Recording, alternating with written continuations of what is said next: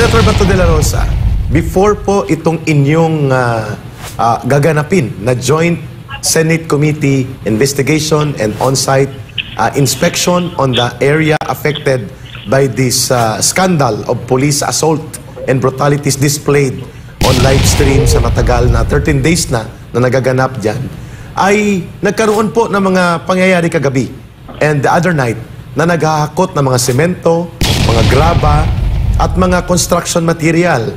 Either may tatabunan o may gagawin sila sa loob, but because of absolute denial of observation and inspection sa compound, lalo na sa school basement ng Jose Maria College, among other areas na kanilang hinukay na, ay hindi po ma-determine kung ano po ang purpose ng pagpupuslit ng mga semento at mga construction materials na ito 2 days before your holding of this Senate investigation and oversight actual site inspection. What do you perceive about this kind of activities ongoing right now sa PNP?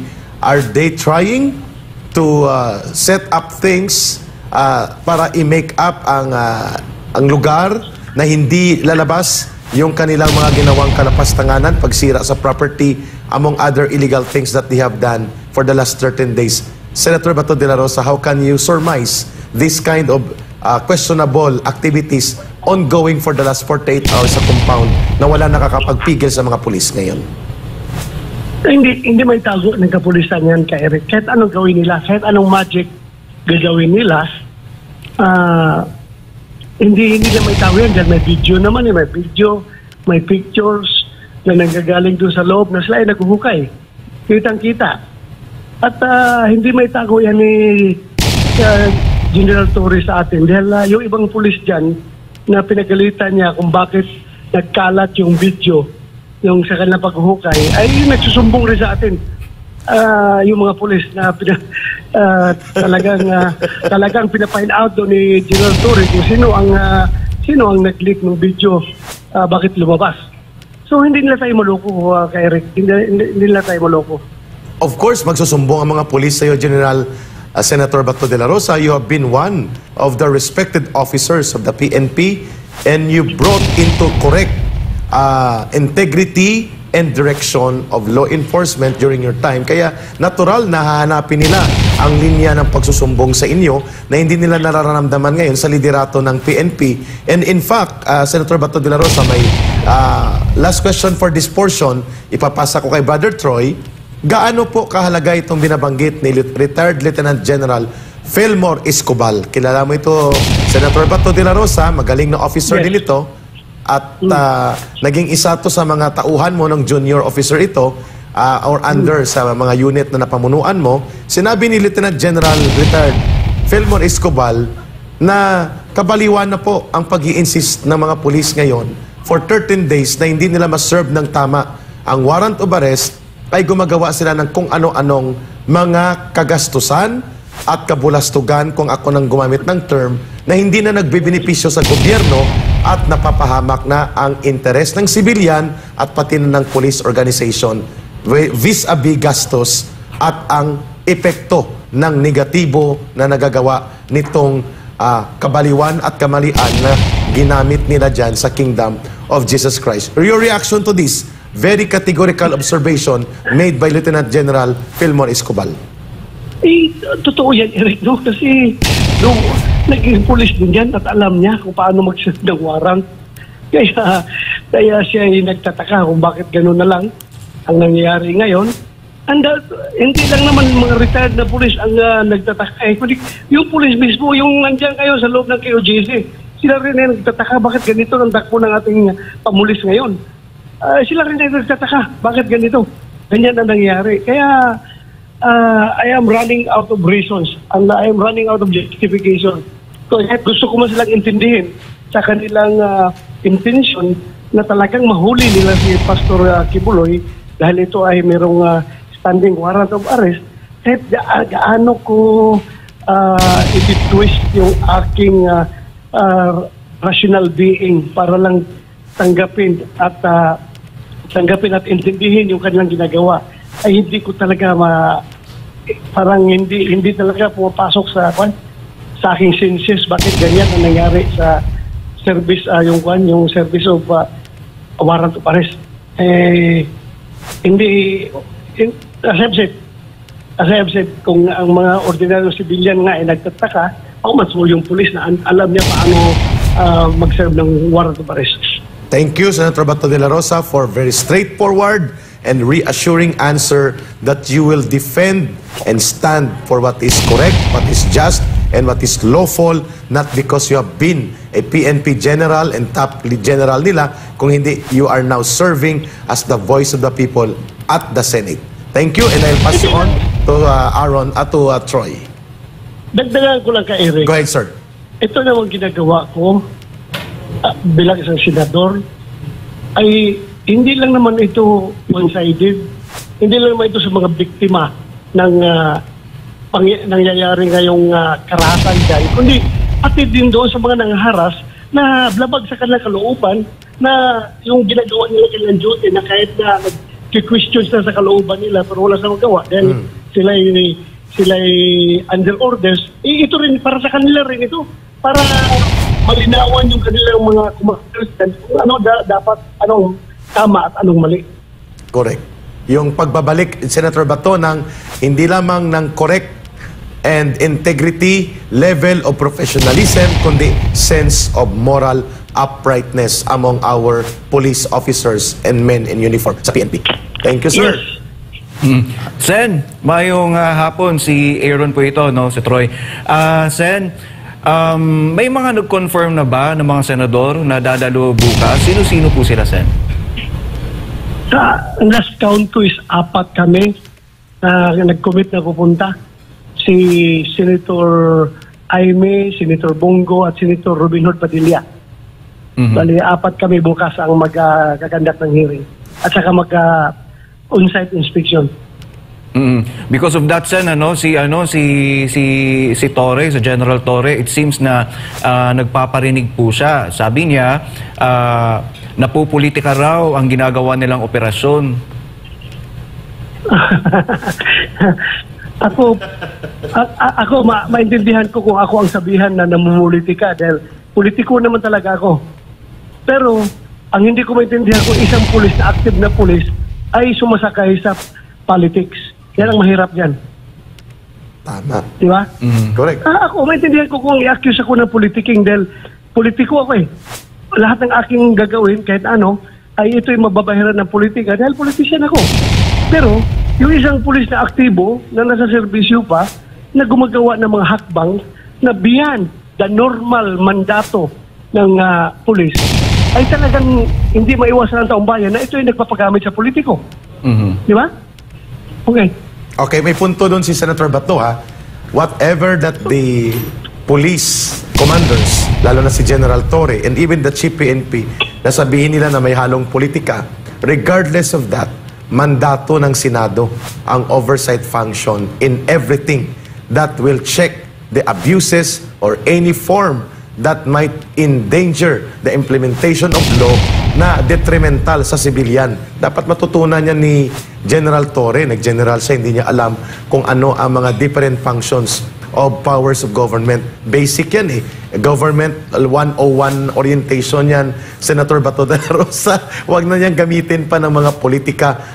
Politika ng Duterte at Marcos Romualdez o common. That is already inherent na may mga political affiliations.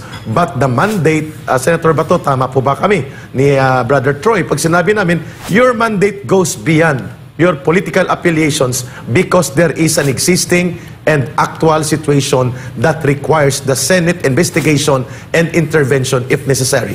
Tama po ba, Senator Bato? Correct. Sa pagsasabi na sa kanya that we are performing our constitutional mandate. Ayun. Our oversight function is a constitutional mandate provided for sa ating Constitution in order to maintain the checks and balances. Kasi kung walang checks and balances between the three branches of government, pwede mag-aabuso ang isang branch of government at hindi na ito ma-check. Kung hindi nagpa-function ang checks and balances among government, co-equal branch of government. Klaro, Government Operations 101, General Torre, and General Marbil. Paki-review please. Nag-general na po kayo, nakakahiya naman sa sambayan ng Pilipino. Brother Troy, go back to you. Okay.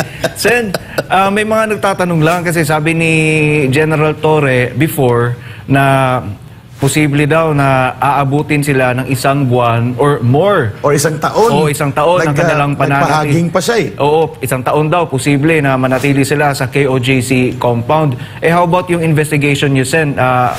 Gaano po ba ito tagal or how many times po ninyo ikakandak? Pang 1 day lang po ba ito? Alam mo kung mag-insist siya sa ganong statement niya, he will be remembered in the Philippine history to be the government official na nag-create ng constitutional crisis. Correct. Siguruhin natin yan. Magkakaroon ng constitutional crisis ito dahil meron tayong ahensya ng gobyerno under the executive branch of government na dinidisregard ang findings and recommendations ng legislatura through their oversight function. At meron tayong ahensya ng gobyerno na totally dinidisregard ang order ng korte. So, how do you describe that kind of situation? Kundi, constitutional crisis. Di ba? Tama. Exactly, Senator Bato.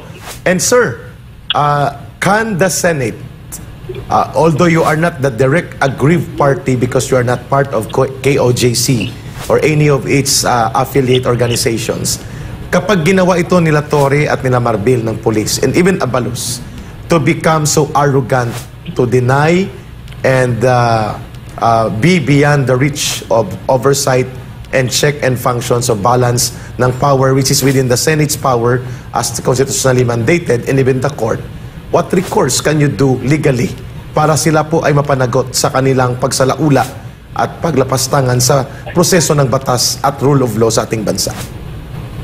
Marami tayong recourse, Kyrie. Functioning naman ang ating mga korte.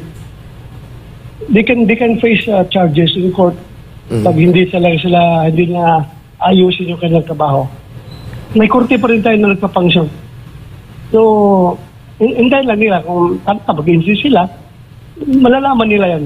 At ang taong bayan mismo. Huwag na hintayin na aalsa yung taong bayan because alam na rin, sovereignty resides in the people. Correct. Kapag ang taong bayan ay mapupuno na sa kanilang ginagawa, ibang usapan na yan. Ibang usapan na yan. Agree. Tama po. Yung very simple but very strong points raised by Senator Bato de la Rosa. Sir, ibalik ko muna kay Brother Troy kasi maraming concern doon sa ground that they want to raise to you habang nandito ka pa sa line of communication. Alam mo ba, Sen, na si General Torre maraming pinaggagawa sa compound ng KOJC. Bukod sa, yun nga, nilusob nila kami, yan, ay pinutol doon nila yung mga kable namin ng internet doon. And bukod pa dyan, allowed po ba yun, Sen, sa kanilang operation na sa pag-serve ng isang arrest warrant na habang andun sila sa loob ng KOJC compound is pinagkukuhanan nila ng video, ng picture, yung mga lugar doon. Halimbawa, yung sa tinatawag namin na Kingdom, may lugar kasi doon na may mga machine at saka mga naglalakihan ng mga gamit, kinukuha nila yung mga details, pinagpipicturean nila, pinagbibidyohan nila. Pwede ba yung ganun, Sen? Alam mo, those are private properties. Kung gagawa sila ng pagpipicture doon, dapat paalam sila sa may-ari. Magpapaalam sila sa may-ari. Otherwise, they're intruding into the property, personal property ng tao. At ganun din po, Senator, sa Data Privacy Act and Safe Space Act at iba pang mga batas that prevents intrusion and violations of the protection of private property and personal properties ng mga taong pribado. Precisely. Hindi lang Data Privacy Act. Marami tayong existing laws na nalalabag patungkol dyan. Tama. Ating revised penal code, meron isang babayolate sa revised penal code. Yes, sir. Senator Bato, may nagtatanong po sa netizens natin, if you may explain daw, palakpak na palakpak sila daw po, Senator Bato, ang taong bayan, that you are going to have ocular inspection, site inspection, evaluation, anong ginawa ng mga police for the last 13 days, anong mga nangyari, anong kaganapan doon, at they were expecting daw na doon sana sa compound area mismo ang Senate Joint Committee hearing. Ang aming nakuha kaninang umaga na update ay doon sa City Council Hall, Session Hall ng Davao City City Council. Ano po ang update dito, sir, and bakit hindi po pwedeng direktang masaksihan as a town hall meeting session ang inyong committee hearing? Are the rules governing that or because of consideration of space and formality in the proceedings? Hindi, kay Rick, anyway, magkakaroon tayo ng site inspection sa buong area ng KOJ's compound. Ang gagawin natin na committee hearing ay doon na sa City Hall para merong semblance of neutrality kay Eric, no? Kasi kung doon natin ilagay sa loob ng QJC, baka sabihin ng mga government resource persons na they don't feel comfortable kasi nasa loob sila ng QJC. Di ba? So gawin nating neutral ground yung ating investigasyon doon sa City Hall.